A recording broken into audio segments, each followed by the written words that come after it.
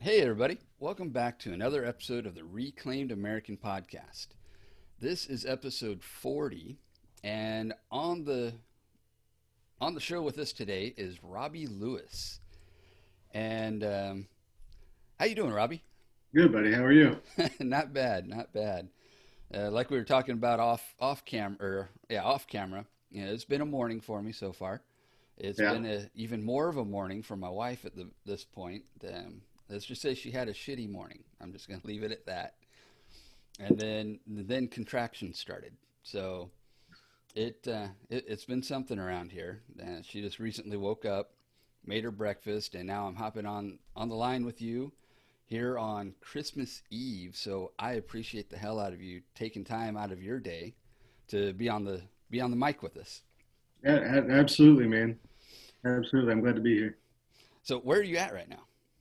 We're about an hour north of Herbert Field in Northwest Florida.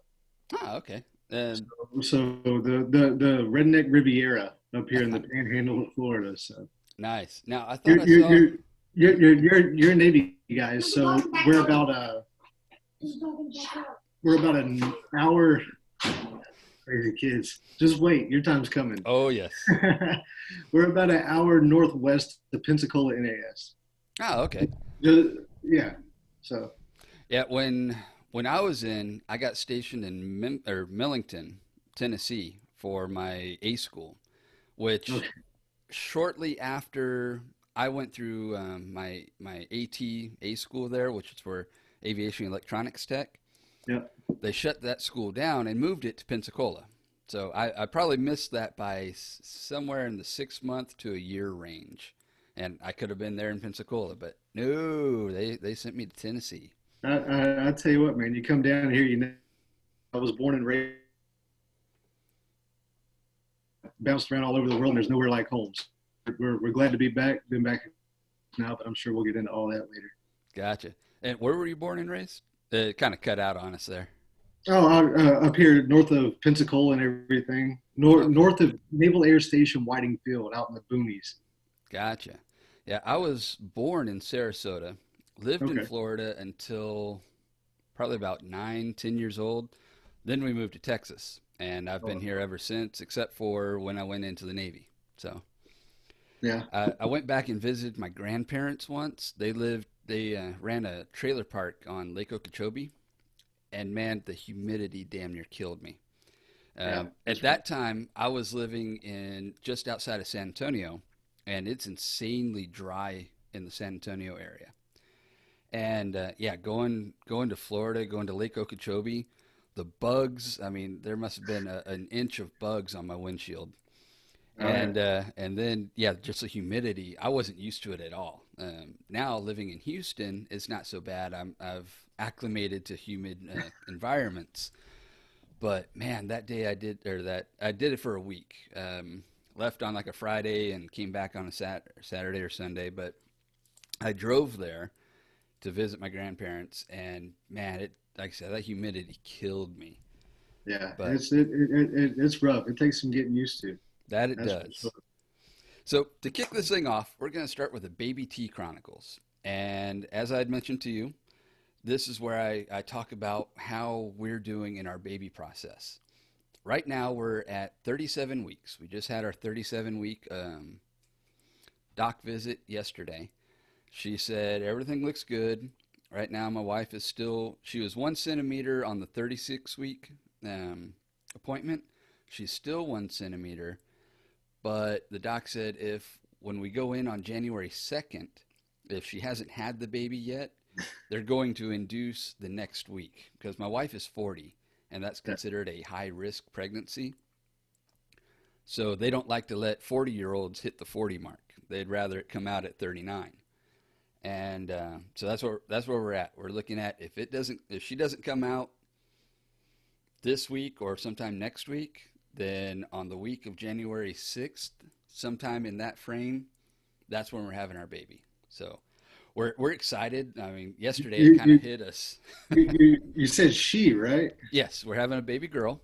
Oh, buddy. Yeah. Good luck. That's what Good. everyone has said. I'm like, damn, I'm Yeah. screwed. But no, we're looking forward to it.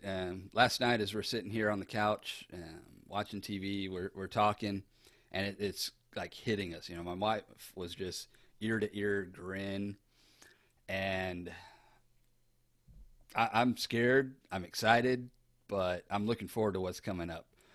Now, this morning, my wife got a good taste of what those contractions feel like, and she's now scared of what's coming up.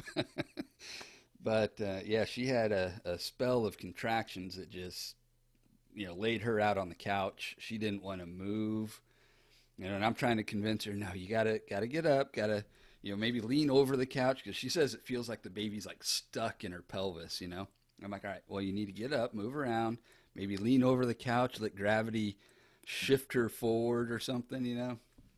And that did help a little bit, actually. But then she finally was able to go lay back down in the bedroom because that just wiped her out. She's like, I'm tired. I just want to go to sleep. And so I was like, all right, well, go lay down in the bedroom, close your eyes, don't take your phone, just lay there, see if it'll happen. And sure enough, like 20 minutes later, I hear her sawing logs. Yeah. So I'm like, all right, cool. She's asleep. Now I can go and start doing shit around the house.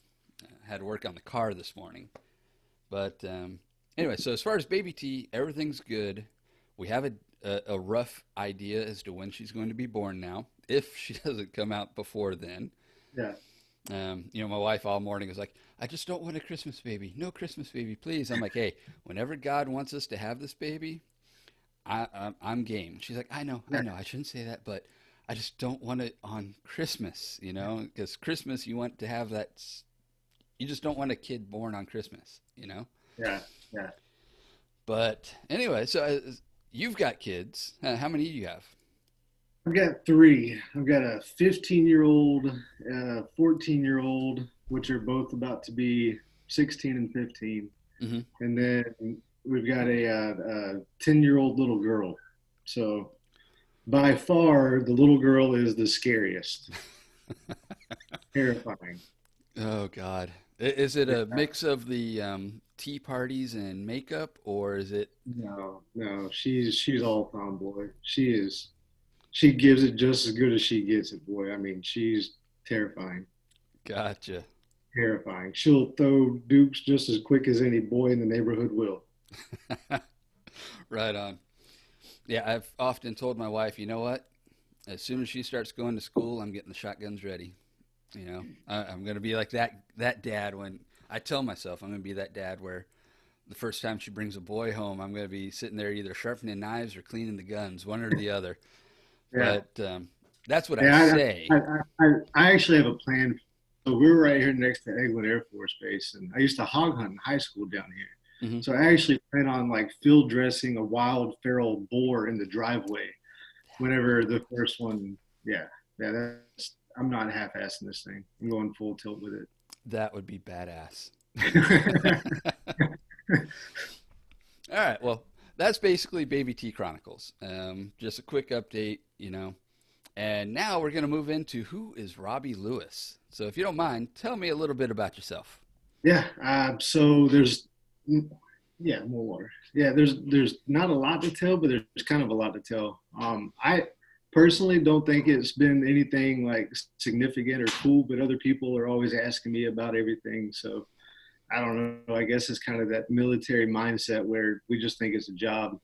But other people tend to think that it's, I don't know, interesting. So, like I said, I was born and raised here in Northwest Florida, on a horse farm of all places, believe it or not, out in the middle of nowhere.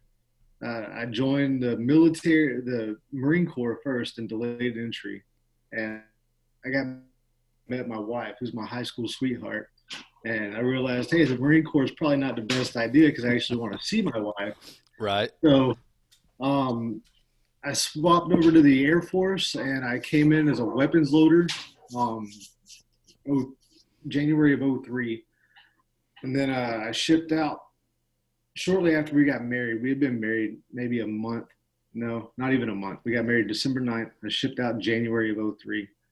And so December of 2002, we got married. January of 2003, I shipped out. Took off to basic, did all that. went to tech school at Shepherd Air Force Base in Wichita Falls, Texas. Mm-hmm. Then my wife, because my tech school was so long, I was a weapons loader on B-52s. My wife actually got to move over there with me. Nice. So yeah, lots of weird stories from 19-year-olds who know how to like run a like living by yourself in Wichita Falls, but life lessons.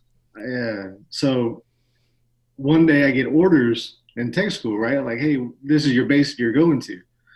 So I'm in B-52 weapons loading class, and everybody's like, oh, I'm going to Kleinbrogel and Buchel and Getty and all these awesome bases in Europe.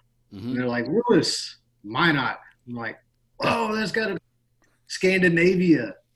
And he's like, close. You're going to North Dakota. Shit. Damn. Shit. So I went home and I told my wife, and she cried for like a week. Oh, God. And then we went by Florida, grabbed our stuff, and we headed up to North Dakota. Saw snow before. Obviously, I'm a native Floridian. I grew up in peanut and cotton fields and horses and everything else. Like, never saw snow. So we get up there, and there's 3 feet of snow on the ground, and it's like September.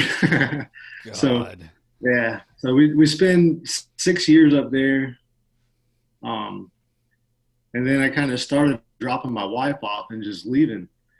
So I got orders to Korea to go to Kunsan. So my follow-on base was South Carolina. My wife didn't want to stay in Minot no more. She's tired of the cold. Right. So we head down to South Carolina. I drop her off, and I'm like, hey, I've got to go to school. See ya. So I had to go to a transition school to go from B-52s to F-16. Okay. So I drop her off. I'm like, Sumter, it's a shithole. So the Walmart's that way. So I go to school, then I head to Korea, and then I come back, and I get back to Shaw, and I'm like, man, there's a lot of airplanes on this base. This base is busy. Like, you said you were a avionics guy? Yeah.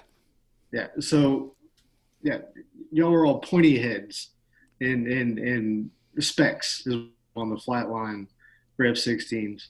So there's 75 airplanes on this flight line, and it's massive. And people are jobbing all the time, and everybody's dirty and sweaty. Mm-hmm. I'm like, man, I've had enough of this. Like, I'm all about getting my hands dirty, like recreationally, but I don't want to do this shit for a living. So a couple of buddies of me sit down in the office, and we're looking at the re-enlistment bonus, like airfields that are coming. And we're like, oh, look at this one. This has got a big one. Sensor operator. I'm going to go do that. So I get back from Korea, and we're looking at this list, and I decide I'm going to cross-train. Mm-hmm. So I go to be a MQ sensor operator. Whenever they first opened the career field up, it was a really new career field, and they were looking for people to man it. So I put in my application and everything. I got accepted, and I went to school. I went to school, and I came back, grabbed my wife, and we moved to Missouri. Missouri is kind of like in the middle of my jaw. It's not -40 outside, but it wasn't that bad. It was a good place. Right on. So now you said you went in for what kind of sensor work? MQ1 Predator sensor operator. So I sat next to the pilot in a little shipping container. Oh, wow. And we flew missions overseas. So I've got 2,700 combat support hours over basically every country in the Middle East. Wow. So to me, that sounds pretty cool. I didn't get to do any of that shit. Yeah, no, and that was the best, worst job I ever had, right? So when your days are great and you're making an impact overseas, Mm-hmm. everything's awesome. But anybody that's deployed knows that it can take a shit real quick. And some of the situations that we saw, man, like it was just not a good day for the guys on the ground, which made it a bad day for us because we felt helpless, right? So we, you'll appreciate this being a Navy guy. We did a lot for 3rd Battalion, 8th Marines Mm-hmm. in Helmand Province whenever they were clearing all that. I did a lot of high value target hunting for agent people. Let's just go with people. There you go. Let's just go with data master. So did a lot of HVI, HVT hunting. And then ISIS kicked off. So I got there and I got up to Missouri and I dropped and I was like, hey, this is base housing. The commissary is that way. Okay. And then I bounced out to California for like 6 months and I came back and we were standing up this squadron. So after your initial qualification training, you have to go through mission qualification training. So after all with, you're actually good to go. You're cleared to fly. So then fly, right? I'm right. a sensor operator. I'm sitting in a shipping container in the Midwest, operating at MQ-1 in Afghanistan. So, so I did that from 2011 to 2016, so a little over 5 years.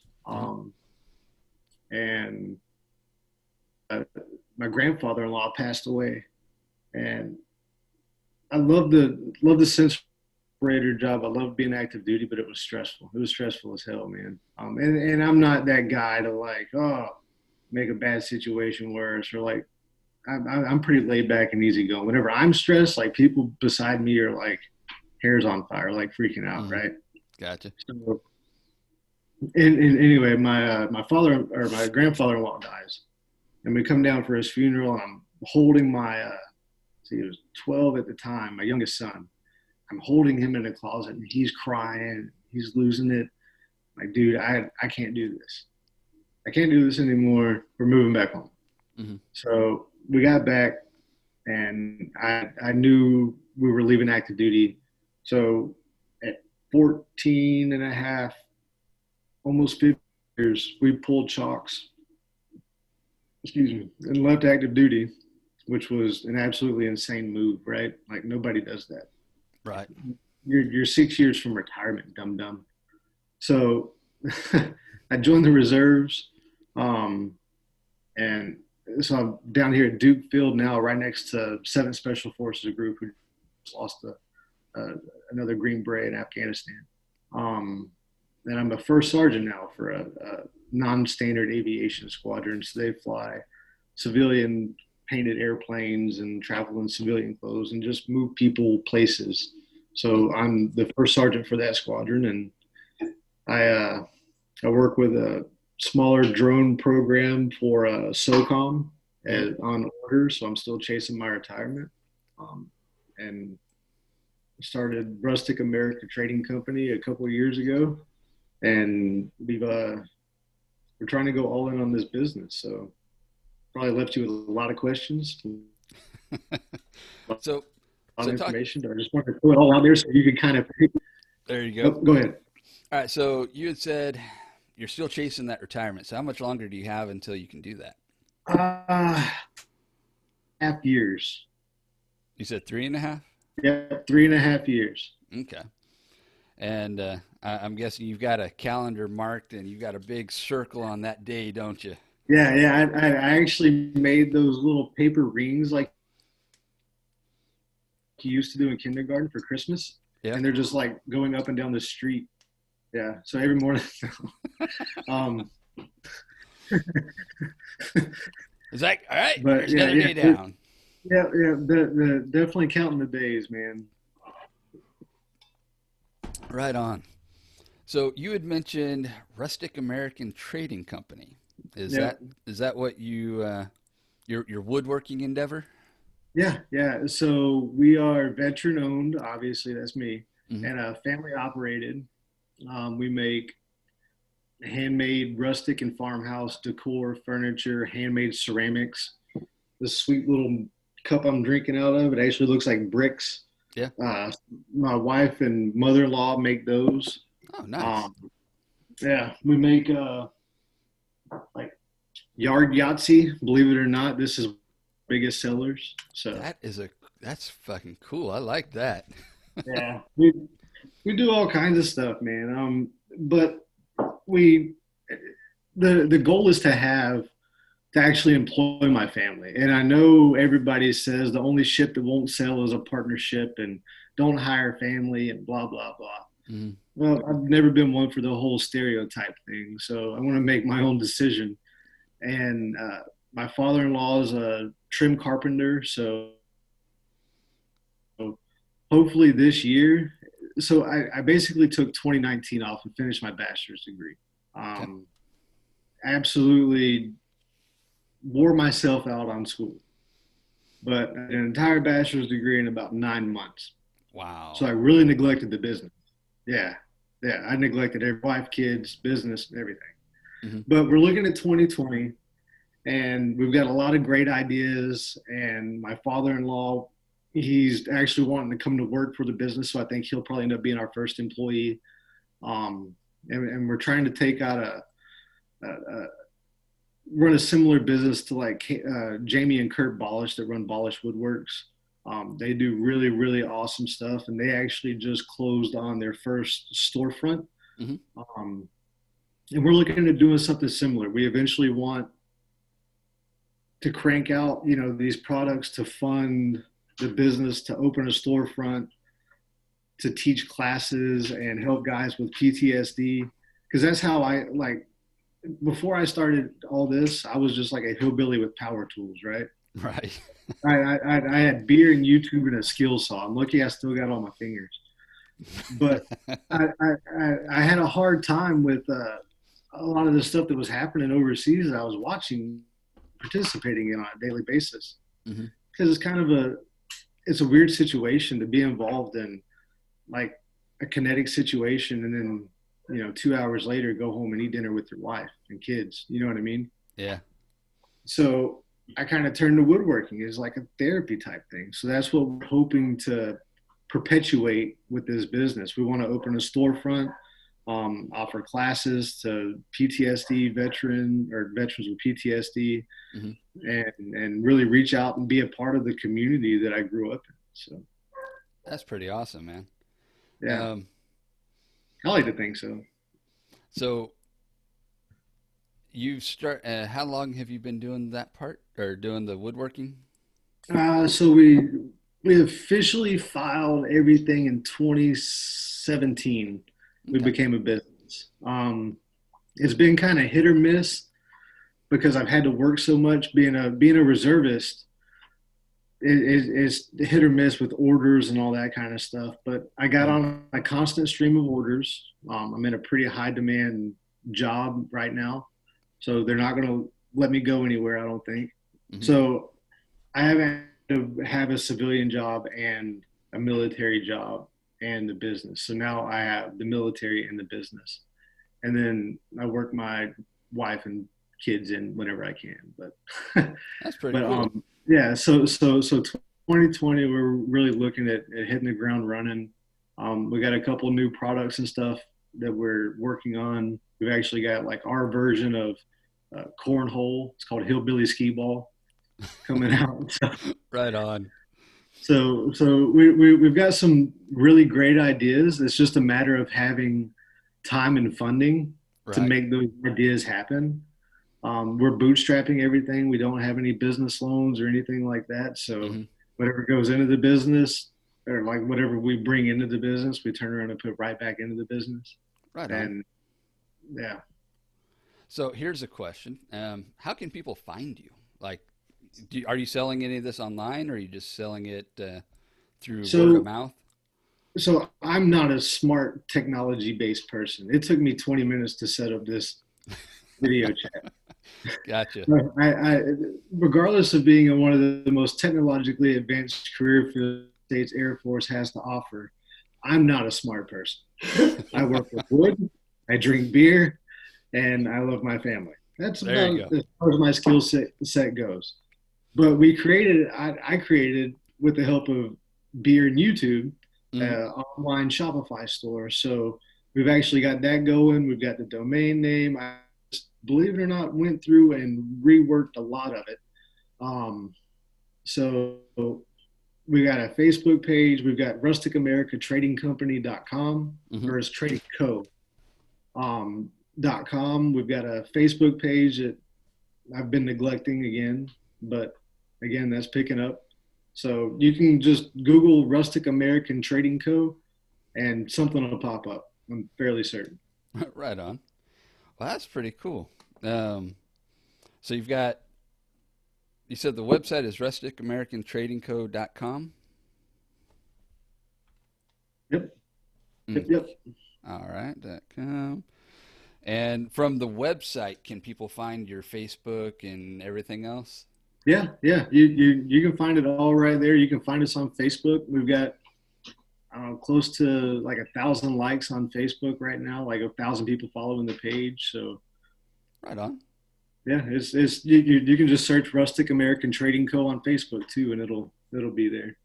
Cool. Well, I will definitely be checking that out because Yeah, I'm yeah. I'm super curious about your yard Yahtzee. That sounds like a blast. Oh man, yeah, that's a big seller. And then so one other thing, so you're in Drinking Bros business, right? Yes. So yeah, so Scott Johnson, he's a graphic designer for Awesome Shit My Drill Sergeant Says. Oh, He okay. he actually lives down the road. So he actually did this design. Let me see if I can get it out here. Right on. It's like a wood plank Florida flag. So we're actually doing that. So as we sell shirts, I buy more designs from him, and we're actually going to get all 50 states done in that rustic kind of look. So Right. this is actually the first one. So Oh, sweet. Well, good choice of shirt to wear for the day. Um, strategery, my friend, strategery. there you go. Now, if someone wanted some kind of custom job, do you do custom work as well? Yeah. Just kind of We depends on what.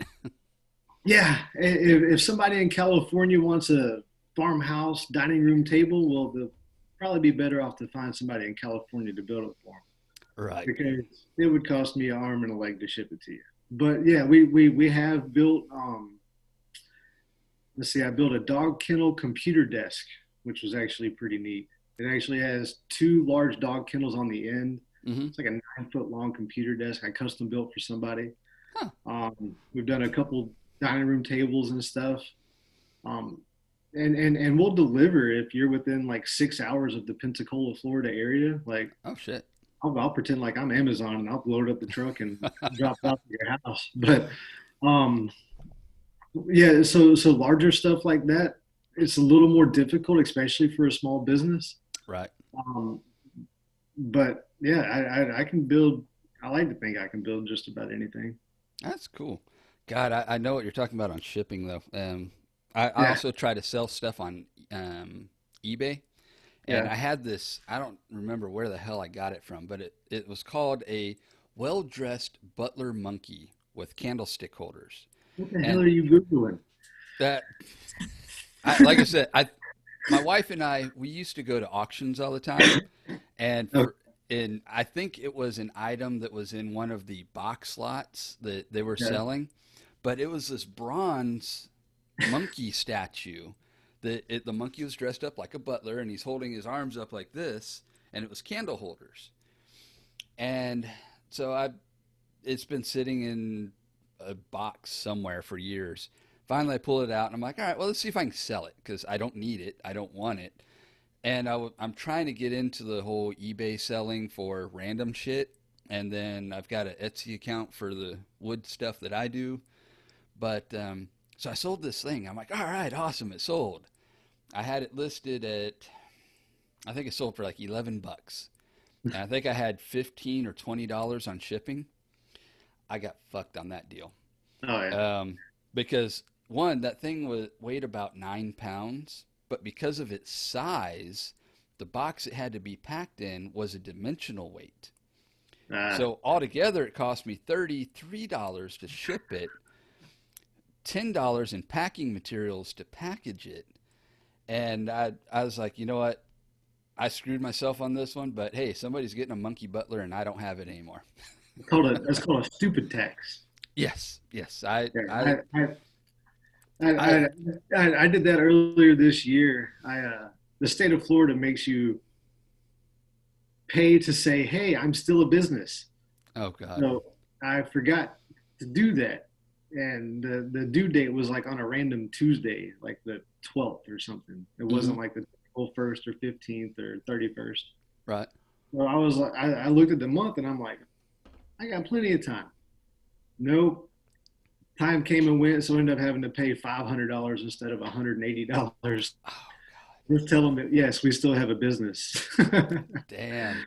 Now, was it Yeah. one of those they sent you a nasty gram or somebody call you for like a week straight? No, it was just an email saying, "Hey, your business is about to be shut down." Oh Jesus. Yeah. Yeah, So I've been there with that one too. I used to have a renovation handyman kind of deal going, yeah, and yeah, there was a when I stopped doing it, I forgot to tell the state that I stopped doing it, and so they still expected me to file my paperwork like I was supposed to. yeah, And yeah, I think I ended up getting screwed by like I don't know $600, something like that. yeah, And I was like, "Fuck! I can't believe I did that." yeah, But yeah. yeah, Stupid tax, stupid tax. Those are painful lessons for sure. but they're effective. uh, but They are anyhow, effective. all right. Well, you got anything else you want to share with us, or No, man. I looked up your Reclaimed America, right? Reclaimed American? Yep, yep. That's an awesome name.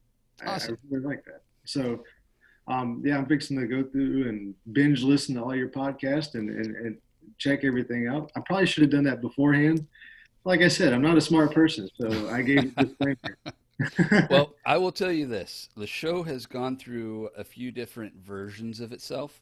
When I Yeah, first started, my idea was I'm going to do a podcast on how to do things that your dad would tell you how to do over the phone kind of concept, yeah. which rapidly turned into that didn't work for shit. But like my first 4 or 5 episodes, I did one on how to install a shower head. I did another one on how to change a light in your ceiling, like a ceiling light. Yeah. And that was the last one I did because as I was doing that project, I did it in my laundry room. And when I pulled the old light fixture out, turns out the wiring was dry rotted and cracking. So I'm like, well, that sucks. So as I'm trying to stick my hand through a hole this big, Oh yeah.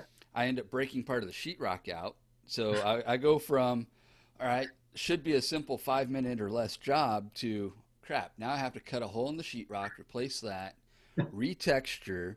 I still haven't painted it, but that's all right. It's in laundry room. Who cares? But Yeah. so I had to do once I got the hole cut, then I was able to remove one of the staples holding the wire to the 2x6. Found a spot where the wire was good, so cut it, stripped it back, made a new connection, put the sheetrock in, put a box, put the texture, and then finally put the light. That took like 3 or 4 episodes to do all that. But then I started realizing, you know what? I really don't like the direction that was going. So then I changed up to kind of giving general knowledge, hints, tips, tricks, whatever the hell. Didn't care for that either. Then I started doing interviews. Yeah. Loved the interview format, so that's why I'm still sticking with it. But now here I am. I went from interviewing pretty much just any kind of veteran doing kind of cool stuff, whatever, to now I'm looking for guys that are doing things that one help them with any PTSD issues they're having, but also they're doing something creative. The last guy I interviewed, Mike, he is kind of a gearhead, but he also has a nonprofit called Heroes to Hard Hats, where he's trying to find people coming out of the military or underemployed veterans jobs in construction industry. Yeah. So, and I didn't even know about Heroes to Hard Hats until we started doing the interview. And then he's like, "Oh, by the way, can I tell you about my nonprofit?" I'm like, "Of course." Yeah. so, Yeah. so found out about that. Now I've got you as a woodworker. You're the second person in this new process that I'm doing, and Yeah. I'm enjoying the way this is going so far. So I would say you can ignore the first 4 or 5 episodes and then just start from that point and go forward. Well, I'll tell you what, man. I unpacked a lot of information and threw it at you. Hmm. So I first real podcast that I've actually done. Greatly enjoyed it. So Awesome. if you ever want to have me on again, just let me know. Obviously, Absolutely. I'll be down for it. Cool. And I'll throw in a 10% off coupon code for all your listeners. All right. Cool. Um, I'll just make it reclaimed. Okay. So So if whenever you someone go, so if someone go ahead. goes to your website and orders something, if they just enter code reclaimed, then they get 10% off. Yep. Awesome. Well, there you go, guys. The first discount code that you can get by listening to the show. Yeah. But well, I appreciate the hell out of that. That's awesome, man. Yeah. And Absolutely. so what I will do is I will get all this stuff put into the show notes, and I, as I have time, I will also push this out on social media and get the Facebook going, Instagram, and all that. You will be able to find this on YouTube, hence the reason we're doing the video here. And as always, everyone listening can always listen to us on any podcast player that's out there. I haven't found one yet that I'm not on, but that doesn't mean that I'm not somewhere. And I know iTunes, for some reason, sometimes is delayed Yeah. at, no, not iTunes, sorry, iHeartRadio. For some reason, has been anywhere from 3 to 5 episodes behind. But, it is what it is. At least it's out there. Yeah, man. But Awesome. well, hey, Robby, I appreciate you being on with us. I appreciate you taking time on Christmas Eve of all days. Absolutely, buddy. And I will definitely look forward to getting you back on, especially whenever you're ready to tell what some of the new products you might be coming out with are. Or Yeah. I'd be, like I said, I'd love to get you back on and share your story again.